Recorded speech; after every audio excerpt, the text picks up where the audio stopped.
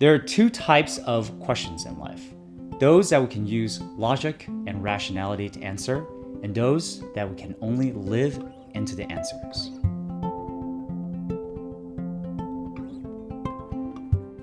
Hi, welcome to my channel where I share ideas, tips, and strategies that bring us closer to the best versions of ourselves. Being someone who thinks a lot and mind maps pretty much everything, I tend to overthink things quite a bit too, right?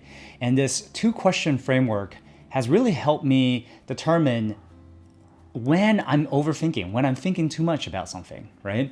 And when I should just, put away the data, put away all the rationality and just jump into a decision and live into the answers. This framework is actually inspired by one of the Rilke quotes where he says, for the deepest, most personal questions, they are like books that are written in a foreign language we can't read yet. They're like closed doors that we don't have the keys to yet. And that even if the answers were told to us, were given to us, we would not be able to understand them.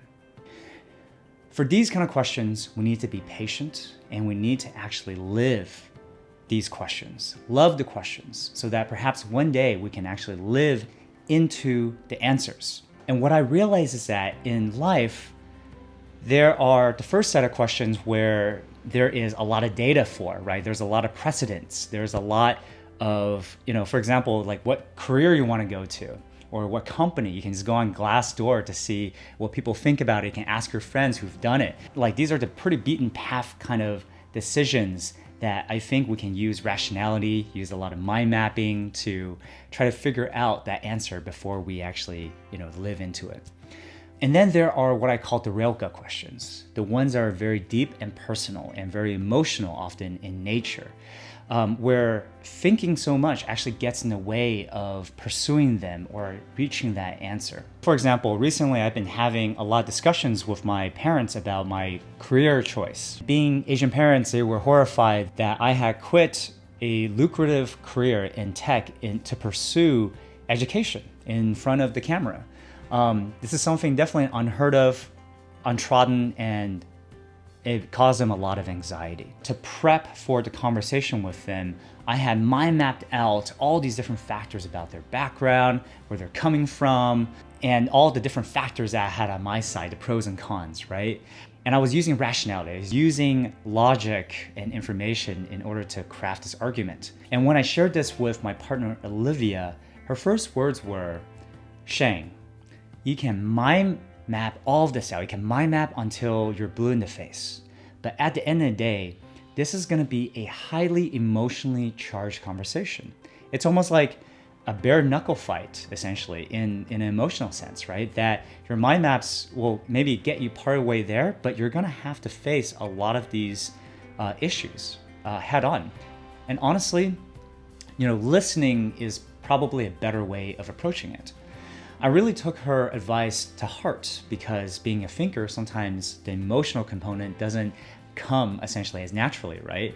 This was when I realized this was a Rilke type of questions where I could use the hammer of logic all I want, but at the end of the day, I won't know the outcome until I go into it and I live the questions and I live into those answers and be prepared to be vulnerable. Be prepared to be honest about my personal story and what I want and share that with them, as well as to listen generously to what they have to say so that I can understand where they're coming from. Another example is career. A couple of days, I shared my entire career professional journey with you, with all of the bumps, the successes, the joys, and the sadness, right, that goes with it. As I was telling it, I realized that quite a few of those junctions I've taken, let's say between venture capital and product management, and then whether or not to return to US or go to China or stay in the UK, they were very much Rilke questions. There was a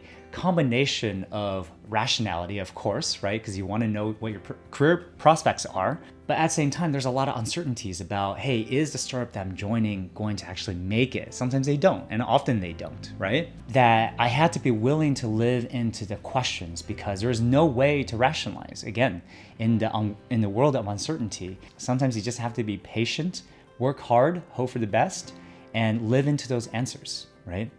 And so far, despite the setbacks, despite the challenges, I've learned so much, and they've contributed to everything that I am. This is essentially a silver and steel approach to living where we're using rationality, logic, frameworks, mind maps, and data to analyze and deconstruct and to de-risk certain questions to a certain extent, and then using the silver tools of emotional stability and literacy, of that internal grounding, and knowing that things are going to be okay even if we go down a particular path, right? That we are able to bear the risk as well as the cost, because we know that we're going to grow from it. This gives us the ability to live more fully, more freely, and with less fear, so that we can actually love the questions, which to me is loving life. Thank you so much for joining me today and giving me the opportunity to share this with you. As always, take care and see you soon.